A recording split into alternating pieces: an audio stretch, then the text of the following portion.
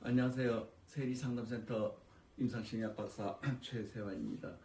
오늘은 여러분들이 의처증, 의부증으로 알고 있는 질투형 망상장애에 대해서 이야기하도록 하겠습니다.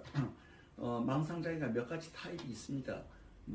질투형도 있고 또 애정형도 있고, 흔히 이제 스토커들이 애정형 망상장애인 경우가 많습니다. 그리고 또 이제 피해형도 있습니다. 누가 날 해치려고 한다든지 누가 날 감시하려고 한다든지 하는 그런 이제 증상들을 보이는 것이 피해형 망상장애인데, 사실은 빈도수로는 피해형 망상장애가 가장 많습니다. 근데 질투형 망상장애는 빈도수가 가장 많지는 않지만 어떤 극심한 어떤 심리적인 영향을 주기 때문에 우리가 관심을 가져야 합니다. 질투형 망상장애는 이제 배우자나 연인이 부정을 저질렀다는 망상을 나타냅니다. 그러니까 적절한 근거가 없는데도 아주 사소한 증거로부터 부적절한 추론을 해서 자기의 배우자가 다른 이성과 부정한 관계를 가졌다는 확신을 가지고 배우자를 의심하고 공격을 합니다. 굉장히 다양한 공격을 합니다.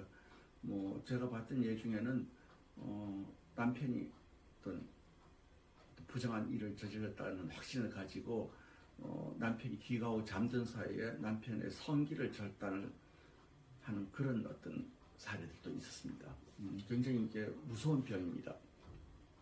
그래서 이런 행동을 하기 때문에 그 망상장애가 있는 사람의 배우자는 극심한 스트레스를 경험합니다.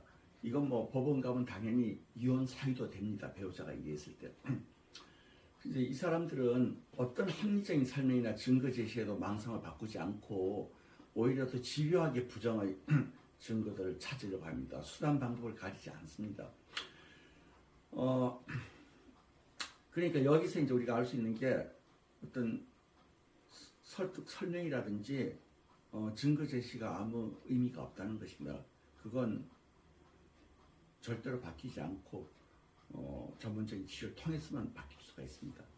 그래서 이 망상장애가 있는 사람들은 분노와 우울 감정 두 가지를 반복적으로 느낍니다. 상대가 부정을 했다는 생각 때문에 굉장히 분노에 적개심에 차 있다가 또 그 시기가 지나면 또 우울해지고 무력해지고 이런 경험을 하게 됩니다. 근데 이제 자기는 가정을 지키기 위해서 정당을 의심을 한다고 생각하고 항상 자기 정당성을 주장합니다. 망상이라는 것은 잘못된 생각이, 잘못된 신념이 뿌리 깊게 자리 잡은 상태로 절대로 생각이 바뀌지 않습니다. 그리고 이제 이건 전문가를 만나 심리상담을 하더라도 아주 어려운 유형의 심리상담 중에 하나입니다.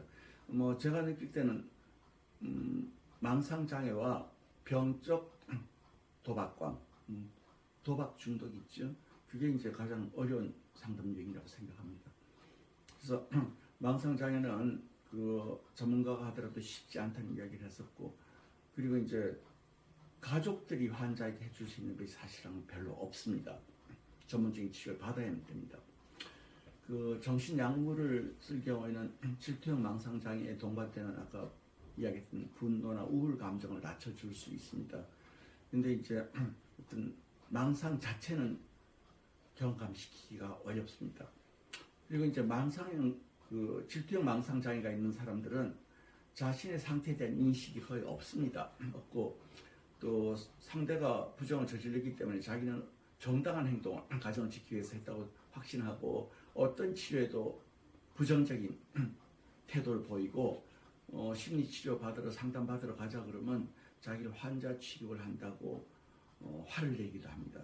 또 설사 치료 받더라도 지속적으로 받는 경우가 흔치 않습니다. 그래서 이런 경우에는 방치하지 마시고 우선 배우자가 심리치료를 받으면서 전문가에게 환자의 그동안에 했던 상태도 이야기하고 또 환자인 상대 배우자에게 심리적으로 대하는 것을 배워서 이제 지속적으로 배우자에게 적용하게 되면 이제 마음의 변화를 일으켜서 심리 치료에 협조하는 경우도 있습니다.